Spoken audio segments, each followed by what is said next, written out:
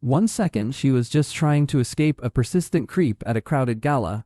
The next, her lips were pressed against a stranger in a perfectly tailored suit. She thought it was a harmless distraction. She didn't know she had just kissed the city's most ruthless mafia boss, or that he would be the one to finally uncover the secret her father had spent 20 years burying. The Luminary Gala at the Whitmore Historic was supposed to be Harper Quinn's first real night in the world.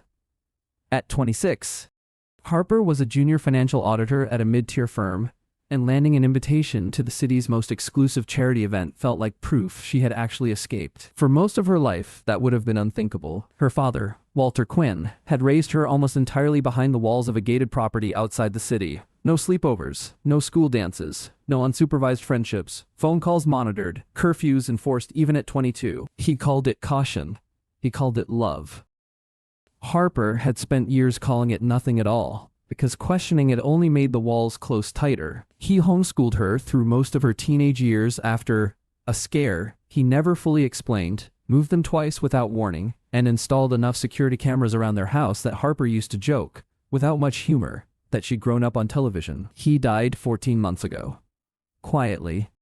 Of a heart that had been failing for longer than he'd admitted, and for the first time in her life, Harper had nothing keeping her inside four walls. She sold the house, took the auditing job, rented a cramped apartment with paper-thin insulation, and told herself that normal, unremarkable independence was its own kind of miracle. She still flinched at loud noises. She still didn't know how to make small talk at a party without her pulse climbing.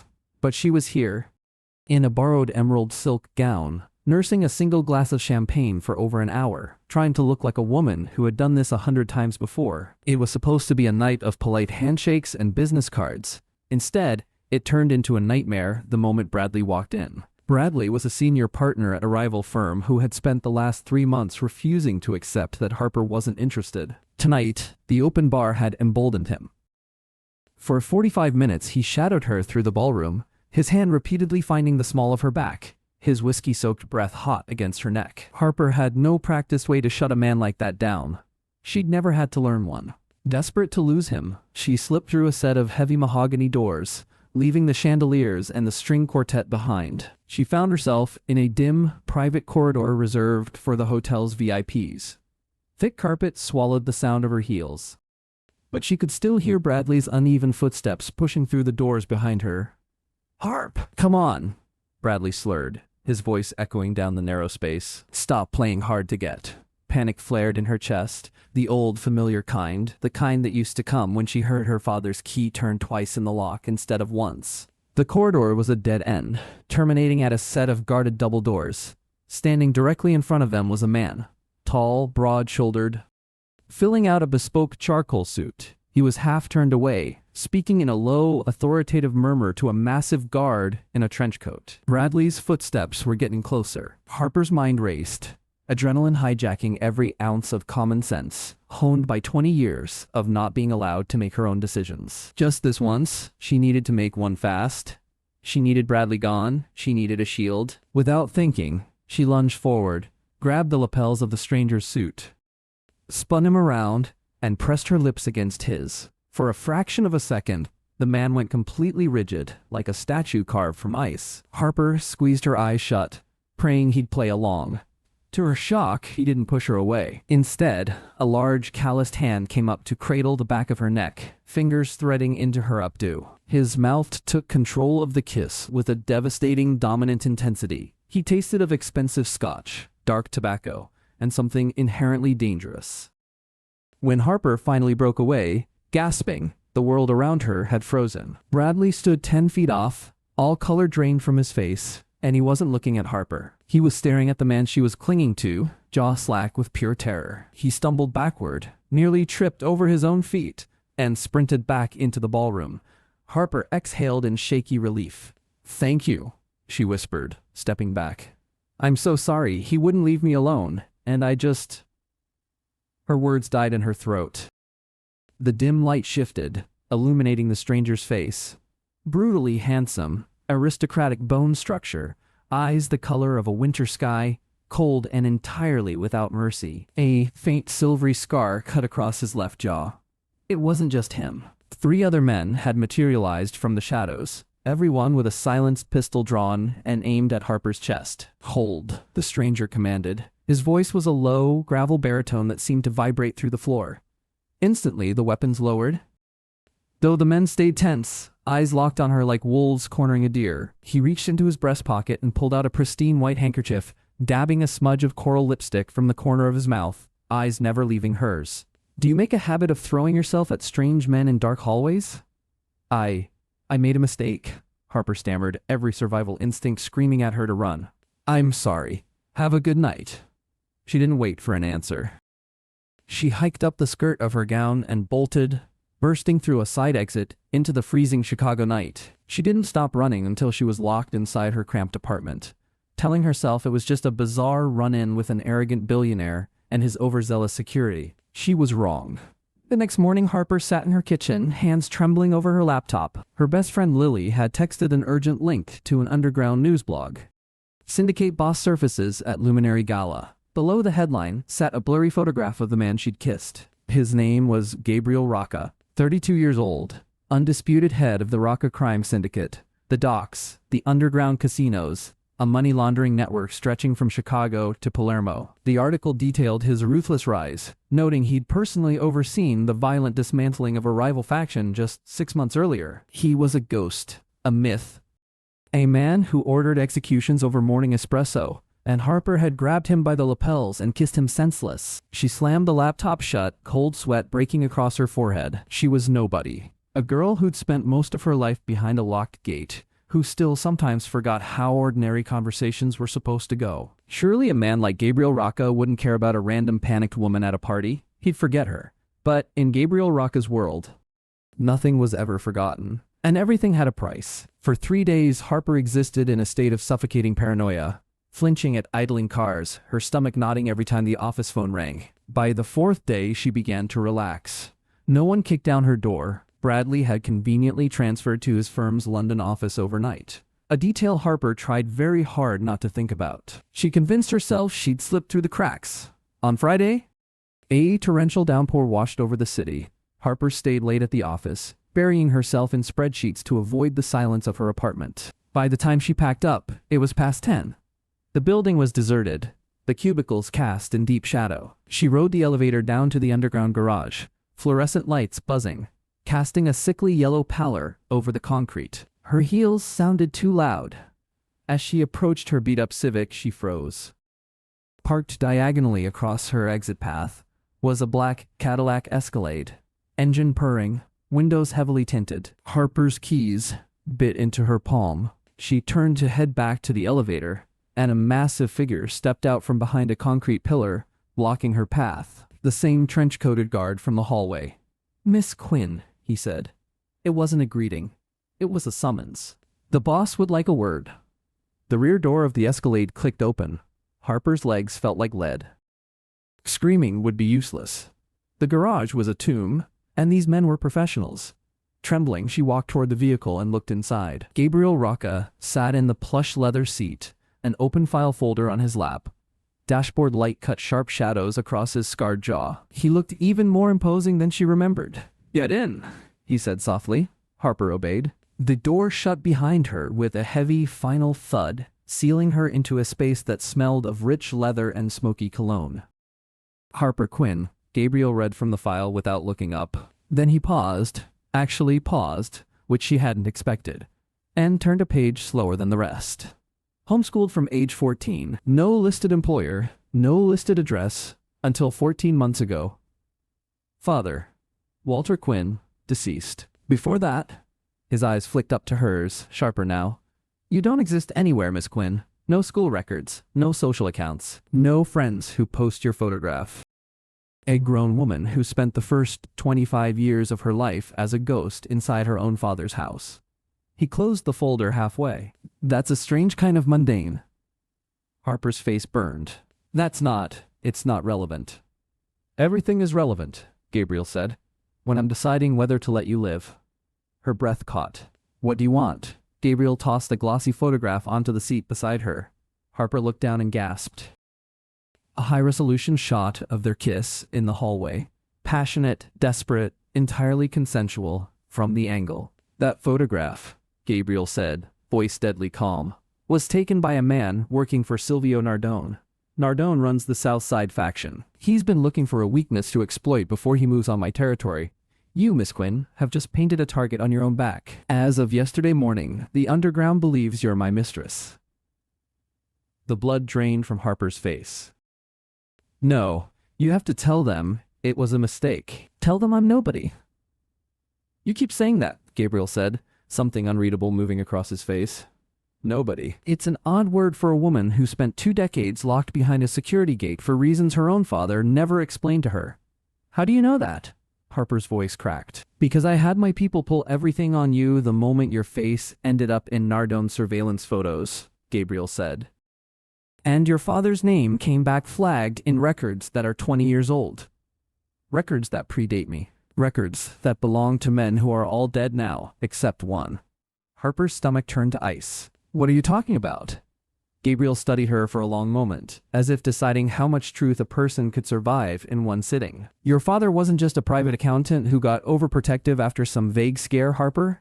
22 years ago, Walter Quinn kept the books for a man named Salvatore Nardone, Silvio's father. When Salvatore's organization collapsed in a war he started and lost, most of the men who could testify against what was left of the family disappeared. Walter didn't disappear. He took his daughter and vanished into an ordinary life instead. He never spent a cent of what he must have known. He never sold what he knew. He just built a cage around you and called it a childhood. Because he was terrified that if anyone ever found you, they'd assume you had what he had. The ledgers, the routing numbers, the names. Harper sat frozen, memories rearranging themselves in her mind at violent speed. The moves in the night. The cameras. The years of not being allowed to have a single friend who might ask too many questions about her father's job. She'd spent her whole life believing she'd been raised by a man who simply loved her too carefully. She had never once considered that she'd been raised by a man in hiding. He was protecting you, Gabriel said, from exactly the kind of man who is now hunting you for an entirely different reason. Silvio doesn't just want leverage over me anymore, Harper. Somewhere in that photograph, in that kiss, he found the daughter of the accountant his father spent the last years of his life trying to locate. He thinks he might still have what your father hid. Whether you do or not won't matter to him. He will take you. He will tear apart every box you own looking for those ledgers, and when he doesn't find them, he'll assume you're lying, and he'll leave you in the Chicago River all the same. A wave of nausea washed over Harper. The sealed air of the Escalade felt suffocating. I don't have anything, she whispered. I sold the house. I gave away half of what was in it. I don't even know what he's talking about. I believe you, Gabriel said. And something in the certainty of it steadied her, strangely, more than any comfort could have. But belief isn't currency in my world. Perception is. And right now Nardone believes 2 things that are both dangerous to you. That you're my woman, and that you're Walter Quinn's daughter. Either one gets you killed. Together they make you the most valuable target in this city. Please, Harper whispered, tears rising. How do I fix it? I'll leave town. I'll disappear like he did. Nardone has eyes at every airport and train station in this city. Run, and his men intercept you before you cross state lines. Gabriel leaned forward, his presence swallowing the small space. There is exactly one way you survive this. Harper stared at him, paralyzed. You lean into the lie, Gabriel said smoothly. Nardone operates on leverage. He'll try to use you to draw me out, and he'll try to use your father's ghost to draw out records that don't exist anymore. I need a traitor in my ranks exposed, and Nardone is the key to finding him. You'll play the role of my devoted woman. You move into my estate tonight. You attend events on my arm. You smile. You hold my hand. You convince Silvio Nardone that you are the most precious thing in my life. Precious enough that going after either version of you costs him everything. You want me to be bait? Harper breathed, horrified. I want you to be convincing, Gabriel corrected. Play your part. And my men make sure no harm comes to you. We crush Nardone inside a month. Refuse. He let the silence stretch until it was unbearable. And I leave you in this garage, and Nardone's men have you before morning. It was a devil's bargain. Give herself over to a ruthless syndicate boss, or die at the hands of a rival cartel hunting a secret she hadn't even known she was carrying. Harper looked at the photograph of the kiss. The single reckless moment that had cracked open a life she thought she finally understood. Then she looked at Gabriel, reading the unwavering calculation behind his eyes. He wasn't asking her. He was giving her a choice in how she'd face her own doom, which, she realized with a strange, bitter clarity, was more choice than her father had ever given her. "Okay," Harper whispered, a tear sliding down her cheek. "I'll do it." Gabriel's expression didn't soften, but something dangerous sparked behind his eyes. "Good girl." He tapped the glass partition. "Take us home, Mateo." As the Escalade pulled out and merged into the rain-slick streets, Harper stared out the window. She was no longer a junior auditor, and she was no longer only her father's carefully hidden secret. She was the property of the Raqqa Syndicate now, stepping into a world soaked in blood with no way back. And as Gabriel's warm, powerful hand closed over her trembling fingers, a rehearsal for watchful eyes, she realized the most terrifying part wasn't the danger. It was how, for the first time in her whole guarded life, someone had told her the truth about herself instead of deciding she didn't need to know it. The gates of the Lakeshore estate loomed like the entrance to a beautiful, terrifying fortress. Harper stared through the tinted glass as heavy iron doors swung open onto a sprawling stone mansion ringed by manicured hedges and armed guards. She recognized the shape of it immediately in a way that made her chest ache. High walls, cameras at every corner, a world built to keep people either out or in. She had grown up behind gates just like these, except her father had called it love, and Gabriel Raqqa didn't bother pretending it was anything but strategy. For the first 2 weeks, her existence was a masterclass in psychological whiplash. By day, she was sequestered in a lavish guest suite, tended by a silent housekeeper named Teresa and a stylist named Camille. By night, she was paraded through Chicago's underground. Private gallery openings, illicit casino nights, exclusive dinners behind unmarked doors. Every public moment was an immaculate performance. Gabriel would pull her close by the waist, thumb tracing her hip, murmuring dark, meaningless Italian into her ear just to make her shiver, ensuring every onlooker believed they were madly in love. But the moment the car doors closed on the way home, the warmth vanished.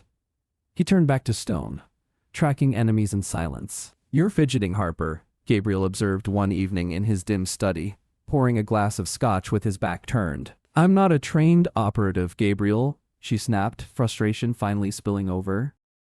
"Nardon's men were photographing us at the restaurant tonight. I can feel them watching me. I feel like I'm suffocating." He turned, gray eyes locking onto hers, and crossed the room slowly, stopping inches away. "Fear is a liability," he murmured. "Nardon feeds on it. If he smells your terror, he strikes." "How am I supposed to pretend I belong in a world of blood and bullets?" she demanded, looking up at him, heart hammering. "I spent my whole life not being allowed to belong anywhere. My father made sure of that." Something shifted in Gabriel's face, not pity, which she wouldn't have tolerated, but a kind of recognition. "Your father built you a cage because he was a coward who mistook control for protection," he said. "I'm not going to pretend that's the same thing as what I'm asking of you.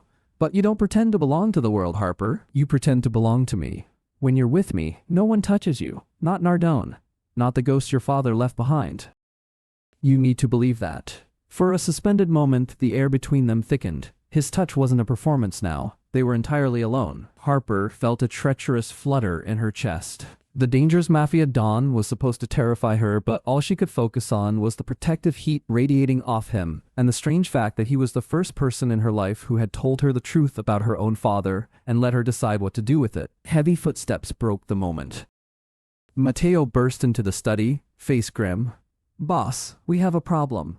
Gabriel dropped his hand, instantly transforming back into the syndicate leader. "What is it?" "It's Preston. Gabriel's second in command for the Northside Territory. We intercepted a burner transmission. He's been feeding shipment schedules and security rotations to Nardon. He's the mole." Gabriel's expression didn't change, but the temperature of the room seemed to drop 10 degrees. "Where is he right now?" "Running floor security for the underground diamond auction at the Sorrento tonight. Nardon's confirmed to attend." "Perfect," Gabriel said, a lethal calm settling over him. He turned to Harper. "Tell Camille to put you in the red dress. Tonight we trap a rat." 30 minutes later, Camille pinned Harper's dark hair into an elegant cascade and painted her lips deep crimson. The red dress was a masterpiece of danger, plunging neckline, a slit that exposed a custom holster strapped to her thigh. Gabriel had insisted she carry a small pearl-handled derringer, just in case, he'd whispered, sliding the cold metal against her skin with a gesture that felt overwhelmingly intimate. The ride to the Sorrento was silent. rain lashing the armored windows. Harper studied the sharp, predatory set of Gabriel's jaw. He was a man preparing for war. The Sorrento's penthouse was a glittering sea of corruption. Corrupt politicians and cartel bosses mingling beneath crystal chandeliers, waiters weaving through bodyguards stuffed into bespoke tuxedos. The moment they entered, conversations hushed. Gabriel placed a possessive hand at the small of Harper's back, guiding her through the crowd. "Smile, Harper," he murmured. "Show them you're untouchable." She forced a dazzling smile, leaning into his warmth. Across the room, near an illuminated display of raw diamonds, stood Silvio Nardone. Older, silver-haired, a cruel reptilian face. Beside him stood Preston, Gabriel's trusted lieutenant. Nardone's eyes locked onto Harper with a predatory gleam. He whispered something to Preston, who paled and nodded rapidly. The trap was set. But Harper realized, with a jolt, they were walking straight into a monster's jaws. Gabriel didn't hesitate, leading her directly into it, his stride measured and utterly without fear. The crowd parted for him instinctively. "Real," Nardone purred, spreading his hands in false warmth. "A pleasure seeing you step out of the shadows. And who is this stunning creature? You've kept her hidden far too long." "Silvio," Gabriel replied, flat and deadened, offering no hand. "This is Harper, my fiancée." Harper's breath caught at the word. A new addition to the script, designed to raise the stakes to a boil. Nardone's gaze slithered over her, making her skin crawl. Charmed. Charmed. It would be a tragedy if anything happened to such a beautiful investment. He tilted his head, something colder moving behind his smile. "Quinn, was it? An unusual name to be sitting on your arm, Gabriel. I wonder if the lady knows what her father used to keep in his desk drawer." Harper's spine went rigid, but she kept her chin lifted, exactly the way Gabriel had taught her. "The only tragedy tonight, Silvio," Gabriel said quietly, "will be the sudden drop in your life expectancy if you finish that sentence." The silence that followed was deafening. Preston shifted, hand inching toward his jacket. Harper felt her pulse hammering. She remembered Gabriel's lesson in the study. She wasn't just bait anymore. She was part of the game. "Gabriel," she purred, channeling every ounce of courage she had, trailing a finger down his lapel. "The air in here is stale. Perhaps Preston could fetch us some fresh champagne." She locked eyes with the traitor, gaze piercing and knowing. Preston froze, looking desperately toward Nardone. The dynamics of the room snapped violently. The Northside boss knew he'd been made. The air grew razor-thin. The opulence choked out in an instant. Harper's demand hung between the men like a lit fuse. Preston's face drained of color, eyes darting between his current boss and the rival who'd bought his loyalty. Nardone's confident smile faltered. He recognized the shift on the board. Gabriel didn't just suspect Preston. He was parading his knowledge in front of the city's criminal elite, daring Nardone to move. "Get the lady a drink, Preston," Gabriel said, barely above a whisper. Yet it carried the weight of an executioner's axe. Preston stepped back, hand trembling over his jacket. "Gabriel, I swear to God. Save your breath." In a single chaotic heartbeat, the ballroom erupted. Preston panicked and drew his weapon. Not on Gabriel, knowing he couldn't beat the Don's reflexes, but on Harper, wrenching her toward him as a shield. The red silk tore at her shoulder. "Nobody move!" Preston screamed. Screams echoed off marble as guests dropped to the floor, crystal shattered. Mateo and Gabriel's men drew their weapons but froze. Preston had his gun pressed to Harper's temple. Gabriel stood entirely still, his gray eyes blazing with something apocalyptic. It wasn't the look of a boss losing a strategic asset. It was the look of a man watching his world burn. "Let her go, Preston," Gabriel said, calm far more terrifying than a shout. "Release her now, and I only put 1 bullet in your skull instead of 10. "Nardone promised me the north side," Preston shouted, backing toward the service elevators, dragging her with him. "You're weak, Gabriel. You let a woman soften you. You're unfit to rule." Nardone laughed from the safety of the diamond cases. "He's right, Gabriel. You brought a civilian into a war zone, the daughter of a rat, no less. This is your kingdom crumbling in front of you." Harper's heart pounded against her ribs like a trapped bird, the gun digging painfully into her temple. But looking at Gabriel, the terror masked, barely behind his rage, she understood the truth. The long nights, the protective touches, the heated glances in the dark. It hadn't been an act. He actually cared for her. And she, God help her, cared for this ruthless, broken man, who was the first person to ever hand her the truth about her own life instead of locking it away for her own good. She wasn't gonna die a helpless victim in a borrowed red dress, twice hidden. Once by her father, once by a bullet. She remembered the derringer strapped to her thigh. Preston's grip on her was awkward. His attention split between Gabriel's advancing men and the elevator behind him. Harper sucked in a sharp breath and went entirely limp, dropping her full weight toward the floor. The unexpected dead weight caught Preston off guard. He stumbled, cursing, his grip slipping from her arm to her hair. In that split second, Harper's fingers found the cold grip of the pistol beneath her slit skirt. She didn't hesitate. She aimed up and fired. The crack of the derringer was deafening. The bullet tore through Preston's shoulder, shattering his collarbone. He shrieked, dropping his weapon and falling backward onto the marble. Before he even hit the floor, Gabriel was moving, closing the distance like a shadow, weapon drawn. He didn't fire at Preston. He fired at Silvio Nardone. The ballroom dissolved into a bloodbath. Gunfire shattered the chandeliers, plunging the room into strobing dark. Gabriel grabbed Harper by the waist and pulled her behind a heavy marble pillar as bullets chewed through the plaster above their heads. "Are you hit?" he yelled over the roar of gunfire, hands frantic as they checked her body, smearing Preston's blood across her red dress. "I'm fine. I'm okay," she gasped, dropping the empty derringer onto the carpet. Gabriel pressed his forehead to hers in the dark, chest heaving. "You reckless, beautiful fool. You could have been killed. You told me I belonged to you," Harper fired back, grabbing the lapels of his suit, just like the night they'd first met in that hotel corridor. "For the first time in my life, someone actually told me the truth and let me decide what to do with it. I wasn't going to let him take that away from me, too." A heavy, intimate silence fell despite the gunfire still echoing on the other side of the pillar. Gabriel stared down at her. The mask of the syndicate boss completely shattered. He leaned in and kissed her. Not a performance for any audience this time. Desperate, bruising, tasting of gunpowder, adrenaline, and something like devotion. "Mateo," Gabriel barked, breaking the kiss but keeping Harper shielded. "Clear," Mateo's gruff voice rang out. Gabriel pulled her up. The penthouse was destroyed. Silvio Nardone lay dead near the shattered diamond cases. Preston bled out on the carpet, begging for mercy. Gabriel didn't look at him as he fired one final shot. The war was over. Gabriel holstered his weapon and looked at Harper, his expression softening into something she'd never seen from him. Real vulnerability. "The threat is gone. My men will finish clearing Nardone's remaining people by morning. You're free, Harper.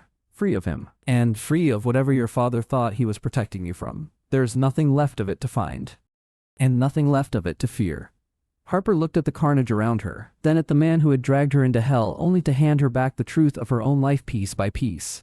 The truth her father had spent 20 years deciding she couldn't be trusted with. She stepped over the broken glass and wove her fingers through his. "I already told you, Gabriel," she whispered, wiping a smudge of dirt from his scarred jaw. "I'm not running. I spent 20 years locked behind a door I didn't choose. I'm done letting other people decide when I get to leave a room." Gabriel Rocca, the most feared mafia boss alive, smiled. He pulled her against his chest, arms closing around her as sirens began to wail in the distance. The girl who had spent her whole life hidden behind someone else's fear was gone. In her place stood a woman who had chosen, with her eyes wide open, exactly where she wanted to stand. If Harper and Gabriel's story had you holding your breath, smash that like button, drop a comment telling us what you think really happened to Walter Quinn's ledgers, and subscribe for more dangerous, secret-soaked mafia romance. Hit the notification bell so you never miss the next twist.